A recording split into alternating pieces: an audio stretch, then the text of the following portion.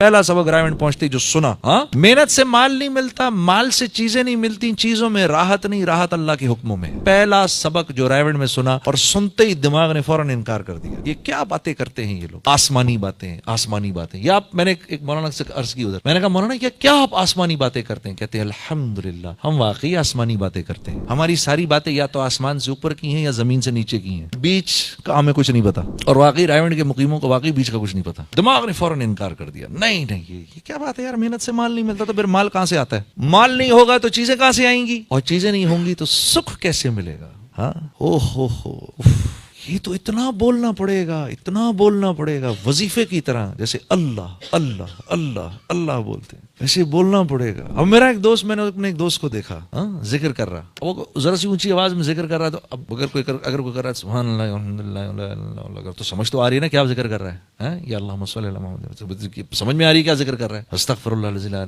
समझ में आ रहा है क्या? अब वो जिक्र कर रहा है, अब उसका जिक्र ये चल रहा, दुनिया धोखे का घर है, मच्छर का पर है, दुनिया धोखे का घर है, मच्छर का पर है, दुनिया धोखे का घर है, मच्छर का पर है, दुनिया में क्या बोल रहा है भाई? तो कह रहा, मैं बोल रहा हूँ दुनिया धोखे का घर है, मच्छर का पर है, दुनिया धोखे का घर है, मच्छर का पर है। अरे ये कौन सा जिक्र है? कहते हैं भाई यही तो सबसे जरूरी जिक्र है यार, यही तो समझ नहीं आती। मैं ये 300 दफा पढ़ता हूँ रोज, दुनिया धोखे का घर है, मच्छर का पर है, दुनिया धोखे का घर है, मच्छर का पर है, और दिल अंदर से कहता है नहीं। मैं फिर कहता हूँ दुनिया धोखे का घर है, मच्छर का पर है, दिल कहता है